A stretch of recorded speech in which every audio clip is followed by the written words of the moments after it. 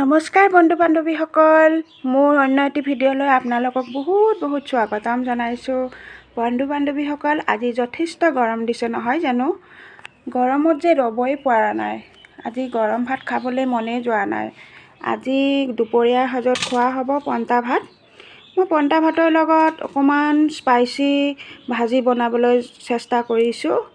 মই কেইডালমান কচুৰ লতি যোগাৰ কৰি থৈছোঁ।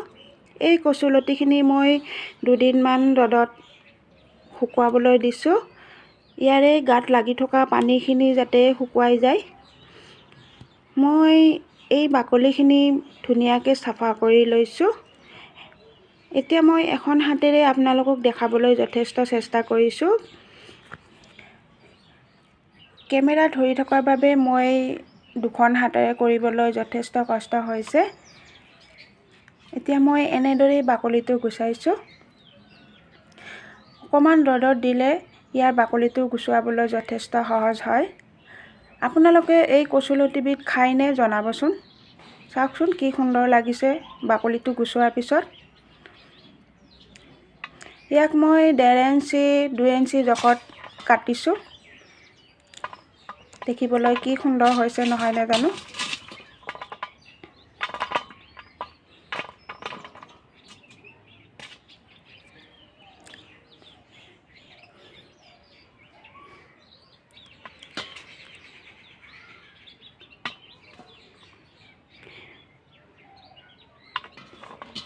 এইখিনি পানী দি ভালদৰে চফা কৰিব লাগিব। ভালদৰে মোহাৰি ধুব লাগিব। ইয়াত অকণমান মই আগতেই নিমখ দি লৈছোঁ পানীখিনিত। ভালদৰে পানীত নিমখ দি মোহাৰি ধুলে তাৰ বিজল যিটো ওলায়, বিজলটো নোহোৱা হয় আৰু যিটো খজুৱতি আৰম্ভ হয় আৰু এইটো খজুৱতিটো নোহোৱা হৈ যায়। কিছুমানে আকৌ এইখিনি এনেকৈ পানীত ধুলে, কেঁচা পানীৰে ধুলে মানে হাতখন যথেষ্ট খজুৱাই বুলি কয়। মই ইয়াতে অকণমান নিমখ দি লৈছোঁ।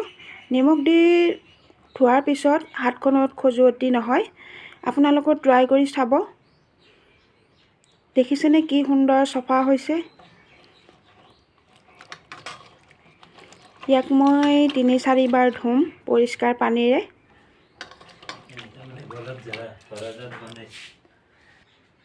এতিয়া মই লৈছোঁ 3 খিলামান তেজপাত, কেইটামান জলকীয়া লৈছোঁ। মই জলকীয়া যথেষ্ট খাই ভাল পাওঁ, সেইকাৰণে মই কেইটামান জলকীয়া বেছিকৈ লৈছোঁ। মই আদা লৈছোঁ 1 ইঞ্চি জোখত কেইটুকুৰামান আৰু অলপমান পিঁয়াজ লৈছোঁ। এতিয়া এখন কেৰাহীত মই তেল দিছোঁ।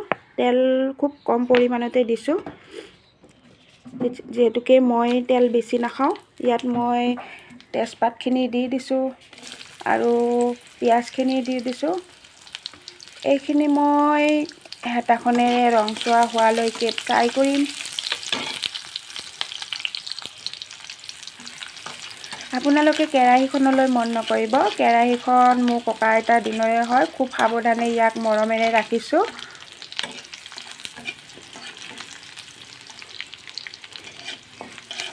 এতিয়া মই এই পিঁয়াজ আৰু তেজপাতখিলা ৰংচোৱা হোৱালৈকে ভাজি থাকিম।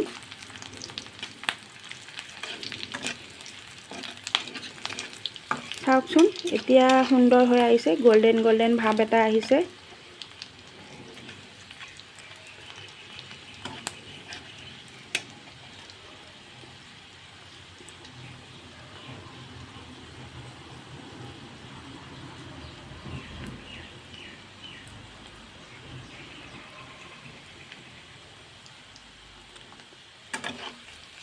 মই আকৌ হেতাখনেৰে এনেদৰে লৰাই দিছোঁ।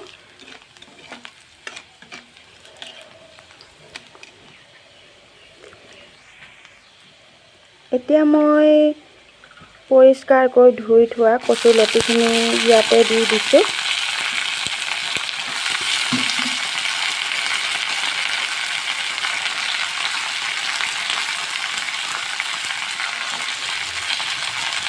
কচুলতি আপোনালোকে মাছৰ মূৰেৰেও খাব পাৰে, শুকান মাছেৰেও খাব পাৰে বা মছলা ব্যৱহাৰ কৰিও খাব পাৰে। খুবেই ভাল লাগে। মই আজি পন্তা ভাতৰ লগত খাম বাবে ইয়াক মই স্পাইচি বনাম, অকল ভাজি বনাম। তাত জলকীয়া অকণমান বেছিকৈ ব্যৱহাৰ কৰিছোঁ আৰু ফ্ৰাইটো অকণমান বেছিকৈ কৰিম।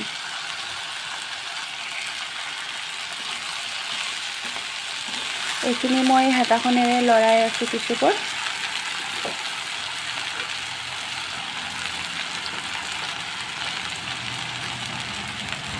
এতিয়া মই ব্যৱহাৰ কৰিম অলপমান নিমখ সোৱাদ অনুসাৰে। মই মোৰ আন্দাজমতে নিমখ ব্যৱহাৰ কৰিছোঁ, আপোনালোকেও ব্যৱহাৰ কৰিব পৰিমাণ মতে।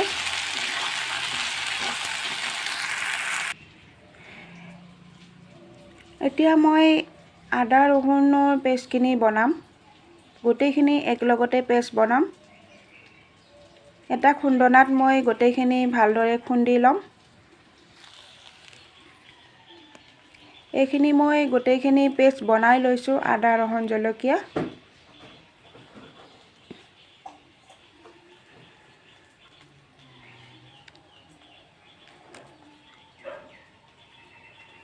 আদা ৰহুনখিনি মই বেছি মিহি হ'বলৈ দিয়া নাই, মই এইখিনি ইয়াতে গোটেইখিনি ঢালি দিম আৰু কিছুপৰ আদা ৰহুনৰ যিটো গোন্ধ আছে এই গোন্ধটো নাইকিয়া কৰিবৰ কাৰণে মই কিছুপৰ ভাজিম।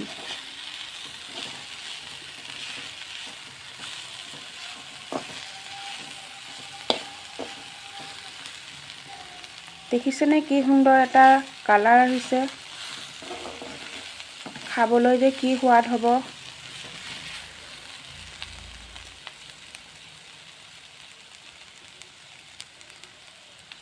মই আপোনালোকক এনেদৰে খন্তিখনেৰে দেখাই দিছোঁ, দেখিবলৈ ধুনীয়া হৈছে নহয়নে জানো। এতিয়া মই ইয়াতে এটি সৰু নেমু ফালি লৈছোঁ, ইয়াতে অকণমান নেমু ব্যৱহাৰ কৰিম। আগে পিছে মই নেমু ব্যৱহাৰ নকৰাকৈ বনাইছোঁ। এতিয়া মই অকণমান নেমু দিম, যিহেতুকে বৰষুণৰ বতৰ, মাজে মাজে বৰষুণ চলি আছে, তাৰ বাবে কচুলতিখিনি ধৰিবও পাৰে, তাৰ কাৰণে মই অকণমান নেমুৰ ৰস চেপি দিলোঁ।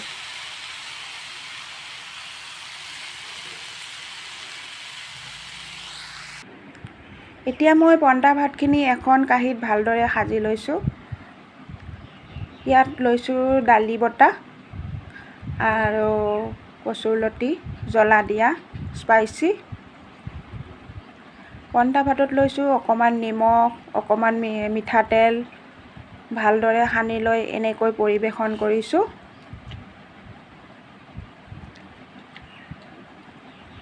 যথেষ্ট গৰম পৰিলে আপোনালোকে এনেদৰেই খাব, শৰীৰটোও ভালদৰে ঠাণ্ডা হৈ থাকিব, ভাল লাগিব।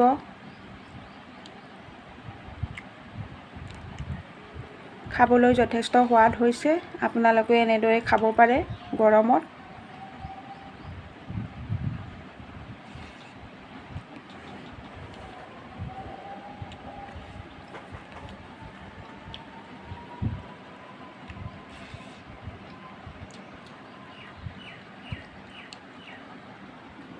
ইয়াতে মই দুখন থাল ব্যৱহাৰ কৰিছোঁ, এখন মোৰ মানুহজনৰ, এখন মোৰ। আমি দুয়োজনে একেলগে খাম। এতিয়া আবেলি হ'ল, আমি আবেলি বজাৰলৈ ওলাই গৈছোঁ, বজাৰলৈ গৈ ধচা খাইছোঁ।